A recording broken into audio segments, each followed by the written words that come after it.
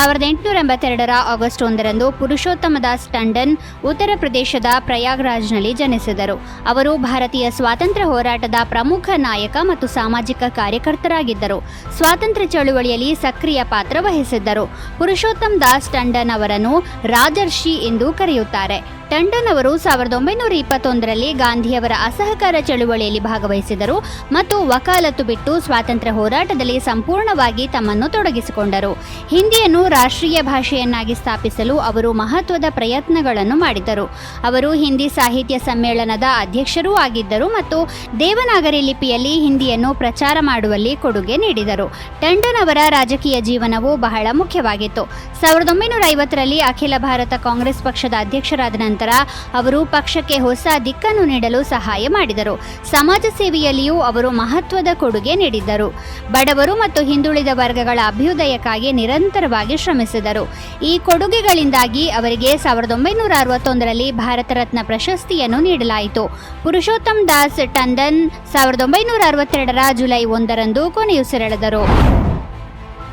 Lokmanya Balagangadhara ತಿಲಕರು 1920ರ August 1ರಂದು ಕೊನೆಯುಸಿರೆಳೆದರು. ಅವರು ಭಾರತೀಯ ರಾಷ್ಟ್ರೀಯತಾವಾದಿ, ಶಿಕ್ಷಕ, ಸಮಾಜ ಸುಧಾರಕ, ವಕೀಲ ಮತ್ತು ಸ್ವಾತಂತ್ರ್ಯ ಹೋರಾಟಗಾರರಾಗಿದ್ದರು. ಅವರು 1856ರ ಜುಲೈ 23ರಂದು ಮಹಾರಾಷ್ಟ್ರದ ರತ್ನಗಿರಿ ಜಿಲ್ಲೆಯಲ್ಲಿ ಜನಿಸಿದರು. ಲೋಕಮಾನ್ಯ ತಿಲಕರು ಇಂಗ್ಲಿಷ್ನಲ್ಲಿ ಮರಾಠ ಮತ್ತು ಮರಾಠಿಯಲ್ಲಿ ಕೇಸರಿ ಎಂಬ 2 ದಿನಪತ್ರಿಕೆಗಳನ್ನು ಪ್ರಾರಂಭಿಸಿದರು. ಅವು ಸಾರ್ವಜನಿಕರಲ್ಲಿ ಬಹಳ ಜನಪ್ರಿಯವಾಗಿದ್ದವು. ಈ ಪತ್ರಿಕೆಗಳ ಮೂಲಕ ತಿಲಕರು ಬ್ರಿಟಿಷರ ಆಡಳಿತದ ಕ್ರೌರ್ಯ ಮತ್ತು ಭಾರತೀಯ ಸಂಸ್ಕೃತಿಯ ಬಗೆಗಿನ ಬ್ರಿಟಿಷರ ಕೀಳರಿಮೆಯನ್ನು ಬಲವಾಗಿ ಟೀಕಿಸಿದರು. ಕೇಸರಿಯಲ್ಲಿ ಪ್ರಕಟವಾದ ಲೇಖನಗಳಿಂದಾಗಿ ಅವರನ್ನು ಬ್ರಿಟಿಷ್ ಸರ್ಕಾರವು ಹಲವಾರು ಬಾರಿ ಬಂಧಿಸಿ ಜೈಲಿಗೆ ಕಳುಹಿಸಿತು ಎಂದು ಹೇಳಲಾಗುತ್ತದೆ. 1908ರಲ್ಲಿ ತಿಲಕ್ ಅವರನ್ನು ದೇಶದ್ರೋಹದ ಆರೋಪದ ಮೇಲೆ ಬ್ರಿಟಿಷರು ಬಂಧಿಸಿದರು ಮತ್ತು 1908ರಿಂದ 1914ರವರೆಗೆ ಅವರನ್ನು ಬರ್ಮಾದ ಮ್ಯಾಂಡಲೆ ಜೈಲಿನಲ್ಲಿ ಇರಿಸಲಾಯಿತು. 1920ರ ಆಗಸ್ಟ್ 1ರಂದು ಅಸಹಕಾರ ಚಳುವಳಿ ಆರಂಭವಾದ ದಿನ ತಿಲಕರು ಕೊನೆಯುಸಿರೆಳೆದರು. ಸ್ವಾತಂತ್ರ್ಯ ಹೋರಾಟದಲ್ಲಿ ತಿಲಕರ ಕೊಡುಗೆ ಮತ್ತು ತ್ಯಾಗವನ್ನು ಗೌರವಿಸಲು ಗಾಂಧಿಯವರು ತಿಲಕ್ ನಿಧಿಯನ್ನು ಪ್ರಾರಂಭಿಸಿದರು.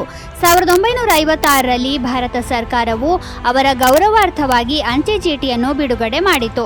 ಸ್ವರಾಜ್ಯ ನನ್ನ ಜನ್ಮಸಿದ್ಧ ಹಕ್ಕು ಮತ್ತು ನಾನು ಅದನ್ನು ಹೊಂದುತ್ತೇನೆ ಎಂಬ ಘೋಷಣೆಯನ್ನು ಲೋಕಮಾನ್ಯ ಬಾಲಗಂಗಾಧರ ತಿಲಕರು ನೀಡಿದರು. ಈ ಘೋಷಣೆಯು ದೇಶದ ಸ್ವಾತಂತ್ರ್ಯದ ಮಂತ್ರವಾಯಿತು. ಸ್ವರಾಜ್ಯ ಎಂಬ ಪದವನ್ನು ಮೊದಲು ಬಳಸಿದವರೇ ತಿಲಕರು. ಅಸಹಕಾರ ಚಳುವಳಿಯನ್ನು ಗಾಂಧಿಯವರು 1920ರ ಆಗಸ್ಟ್ 1ರಂದು ಪ್ರಾರಂಭಿಸಿದರು. ಈ ಆಂದೋಲನವು ಭಾರತೀಯ ಸ್ವಾತಂತ್ರ್ಯ ಹೋರಾಟದ ಪ್ರಮುಖ ಅಧ್ಯಾಯವಾಗಿದೆ. ಅಹಿಂಸಾತ್ಮಕ ಮತ್ತು ನಾಗರಿಕ ಅಸಹಕಾರದ ಮೂಲಕ ಬ್ರಿಟಿಷ್ ಸರ್ಕಾರದ ವಿರುದ್ಧ ಸಾರ್ವಜನಿಕರನ್ನು ಸಂಘಟಿಸುವುದು ಇದರ ಉದ್ದೇಶವಾಗಿತ್ತು. ಈ ಆಂದೋಲನದ ಅಡಿಯಲ್ಲಿ ಭಾರತೀಯ ಸಾರ್ವಜನಿಕರು ವಿದೇಶಿ ಬಟ್ಟೆ ಮತ್ತು ಸರಕುಗಳನ್ನು ಬಹಿಷ್ಕರಿಸಲು ಪ್ರೇರೇಪಿಸಲಾಯಿತು. ಸರ್ಕಾರಿ ಶಾಲಾ ಕಾಲೇಜುಗಳಿಂದ ವಿದ್ಯಾರ್ಥಿಗಳನ್ನು ಸ್ಥಳಾಂತರಿಸುವಂತೆ ಮನವಿ ಮಾಡಲಾಯಿತು. ಸರ್ಕಾರಿ ಉದ್ಯೋಗಗಳಿಗೆ ರಾಜೀನಾಮೆ ನೀಡಬೇಕು ಎಂದು ಮನವಿ ಮಾಡಿದರು. ಅಸಹಕಾರ ಚಳುವಳಿಯನ್ನು ಬೆಂಬಲಿಸಿ ಅನೇಕ ವಕೀಲರು, ಶಿಕ್ಷಕರು ಮತ್ತು ಇತರ ಸರ್ಕಾರಿ ನೌಕರರು ತಮ್ಮ ಕೆಲಸ ತೊರೆದಿದ್ದರು.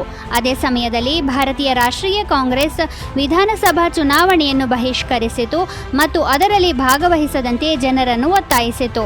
ಈ ಅವಧಿಯಲ್ಲಿ ಸಾರ್ವಜನಿಕರನ್ನು ಸಂಘಟಿಸಲು ದೊಡ್ಡ ಸಭೆಗಳು ಮತ್ತು ಮೆರವಣಿಗೆಗಳನ್ನು ಆಯೋಜಿಸಲಾಗಿತ್ತು. ಆದಾಗ್ಯೂ 1922ರಲ್ಲಿ ಕೋಪಗೊಂಡ ಜನಸಮೂಹವು ಚೌರಿ ಚೌರಾದಲ್ಲಿ ಪೊಲೀಸ್ ಠಾಣೆಗೆ ಬೆಂಕಿ ಹಚ್ಚಿತು ಮತ್ತು ಅನೇಕ ಪೊಲೀಸರನ್ನು ಕೊಂದಿತು. ಅದರ ನಂತರ ಗಾಂಧಿಯವರು ಚಳುವಳಿಯನ್ನು ಸ್ಥಗಿತಗೊಳಿಸಿದರು. ಅವರು ಅಹಿಂಸೆಯ ತತ್ವವನ್ನು ಒತ್ತಿ ಹೇಳಿದರು ಮತ್ತು ಈ ಹಿಂಸಾತ್ಮಕ ಘಟನೆಯ ನಂತರ ಚಳುವಳಿಯನ್ನು ಕೊನೆಗೊಳಿಸಲು ನಿರ್ಧರಿಸಿದರು. 2000ನೇ ಇಸವಿಯ ಆಗಸ್ಟ್ 1ರಂದು ಅಮರನಾಥ ಯಾತ್ರೆಯ ಮೇಲೆ ಅತಿ ದೊಡ್ಡ ಭಯೋತ್ಪಾದಕ ದಾಳಿ ನಡೆಯಿತು. ಇಬ್ಬರು ಭಯೋತ್ಪಾದಕರು ಸಮುದ್ರ ತೀರದಿಂದ 13,888 ಅಡಿ ಎತ್ತರದಲ್ಲಿರುವ ಪಹಲ್ಗಾಮ್ನಲ್ಲಿರುವ ಶ್ರೈನ್ ಬೋರ್ಡ್ನ ಮೂಲ ಶಿಬಿರವನ್ನು ಗುರಿಯಾಗಿಸಿಕೊಂಡು ಭಕ್ತರ ಮೇಲೆ ಮನಬಂದಂತೆ ಗುಂಡಿನ ದಾಳಿ ನಡೆಸಿದ್ದರು. ಈ ದಾಳಿಯಲ್ಲಿ 32 ಅಮಾಯಕರು ಪ್ರಾಣ ಕಳೆದುಕೊಂಡರು ಮತ್ತು 60ಕ್ಕೂ ಹೆಚ್ಚು ಜನರು ಗಾಯಗೊಂಡರು. ಭಯೋತ್ಪಾದಕ ಸಂಘಟನೆ ಲಷ್ಕರ್ ಎ ತೊಯ್ಬಾ ಈ ದಾಳಿಯ ಹೊಣೆ ಹೊತ್ತುಕೊಂಡಿತ್ತು. ದಾಳಿಯ ನಂತರ ಭಾರತ ಸರ್ಕಾರ ಮತ್ತು ಭದ್ರತಾ ಪಡೆಗಳು ಯಾತ್ರಾರ್ಥಿಗಳನ್ನು ರಕ್ಷಿಸಲು ತಡೆಗಟ್ಟಲು ಹಲವಾರು ಹೊಸ ಕ್ರಮಗಳನ್ನು ಕೈಗೊಂಡವು. ರಕ್ಷಣಾತ್ಮಕ ಗಸ್ತು, ಚೆಕ್ ಪಾಯಿಂಟ್ಗಳು ಮತ್ತು ಇತರ ಭದ್ರತಾ ಪ್ರೋಟೋಕಾಲ್ಗಳನ್ನು ಬಲಪಡಿಸಲಾಗಿತ್ತು. ಅದೇ ಸಮಯದಲ್ಲಿ ದೇಶದ ಆಗಿನ ಪ್ರಧಾನಿ ಅಟಲ್ ಬಿಹಾರಿ ವಾಜಪೇಯಿ ಅವರು ಆಗಸ್ಟ್ 3ರಂದು ಸಂತ್ರಸ್ತರ ಕುಟುಂಬಗಳನ್ನು ಭೇಟಿ ಮಾಡಿದ್ದರು. 1953ರ ಆಗಸ್ಟ್ 1ರಂದು ಭಾರತ ಸರ್ಕಾರವು ವಿಮಾನಯಾನ ಸಂಸ್ಥೆಗಳನ್ನು ರಾಷ್ಟ್ರೀಕರಣಗೊಳಿಸಲು ನಿರ್ಧರಿಸಿತು. ಇದರ ಅಡಿಯಲ್ಲಿ ದೇಶದ ಎಲ್ಲ ಪ್ರಮುಖ ವಿಮಾನಯಾನ ಸಂಸ್ಥೆಗಳನ್ನು ರಾಷ್ಟ್ರೀಕರಣಗೊಳಿಸಲಾಯಿತು. ಈ ಹೆಜ್ಜೆ ಭಾರತೀಯ ವಾಯು ಸಾರಿಗೆ ವಲಯದಲ್ಲಿ ಒಂದು ಮಹತ್ವದ ತಿರುವು. 1953ರ ಮಾರ್ಚ್ನಲ್ಲಿ ಸಂಸತ್ತು ಏರ್ ಕಾರ್ಪೊರೇಷನ್ ಕಾಯ್ದೆಯನ್ನು ಅಂಗೀಕರಿಸಿತು. ರಾಷ್ಟ್ರಪತಿಗಳು ಈ ಕಾಯ್ದೆಗೆ 1953ರ ಮೇ 28ರಂದು ಸಹಿ ಹಾಕಿದರು ಮತ್ತು ಈ ಕಾಯ್ದೆ 1953ರಲ್ಲಿ ಇದೇ ದಿನದಂದು ಜಾರಿಗೆ ಬಂದಿತು.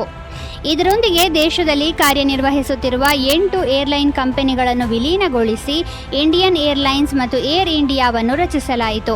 ರಾಷ್ಟ್ರೀಕರಣದ ಮುಖ್ಯ ಉದ್ದೇಶವು ಸಾರ್ವಜನಿಕ ಸೇವೆಯಾಗಿ ಎಲ್ಲ ನಾಗರಿಕರಿಗೆ ವಿಮಾನ ಸಾರಿಗೆ ಲಭ್ಯವಾಗುವಂತೆ ಮಾಡುವುದು ಆಗಿತ್ತು. ಇದು ವಿಮಾನಯಾನ ಸಂಸ್ಥೆಗಳ ಸೇವೆಗಳನ್ನು ಹೆಚ್ಚು ಸಮಗ್ರವಾಗಿ ಮತ್ತು ಸುಲಭವಾಗಿ ಸಿಗುವಂತೆ ಮಾಡಿತ್ತು. ಈ ನಿರ್ಧಾರವು ರಾಷ್ಟ್ರೀಯ ಭದ್ರತೆ ಮತ್ತು ಅಭಿವೃದ್ಧಿಯ ದೃಷ್ಟಿಯಿಂದ ವಾಯು ಸಾರಿಗೆ ಕ್ಷೇತ್ರವನ್ನು ಪ್ರಮುಖವಾಗಿ ಪರಿಗಣಿಸಿತು. ರಾಷ್ಟ್ರೀಕರಣದ ನಂತರ ಇಂಡಿಯನ್ ಏರ್ಲೈನ್ಸ್ ಅನ್ನು ರಚಿಸಲಾಯಿತು. ಇದನ್ನು ಭಾರತೀಯ ವಾಯುಪಡೆ ಮತ್ತು ಇತರ ಸರ್ಕಾರಿ ಸಂಸ್ಥೆಗಳ ಬೆಂಬಲದೊಂದಿಗೆ ನಡೆಸಲಾಯಿತು. ವಿಶ್ವ ಸ್ತನ್ಯಪಾನ ಸಪ್ತಾಹವನ್ನು ಪ್ರತಿ ವರ್ಷ ಆಗಸ್ಟ್ 1ರಿಂದ 7ರವರೆಗೆ ಆಚರಿಸಲಾಗುತ್ತದೆ. ಇದು ಸ್ತನ್ಯಪಾನವನ್ನು ಉತ್ತೇಜಿಸುವ ಮತ್ತು ಪ್ರಪಂಚದಾದ್ಯಂತದ ಮಕ್ಕಳ ಆರೋಗ್ಯವನ್ನು ಸುಧಾರಿಸುವ ಗುರಿಯನ್ನು ಹೊಂದಿದೆ. ಇದು ಎಲ್ಲಿಯಾದರೂ ಮತ್ತು ಯಾವುದೇ ಸಮಯದಲ್ಲಿಯಾದರೂ ಸ್ತನ್ಯಪಾನ ಮಾಡಿಸುವ ಮಹಿಳೆಯರ ಹಕ್ಕುಗಳನ್ನು ಉತ್ತೇಜಿಸುತ್ತದೆ.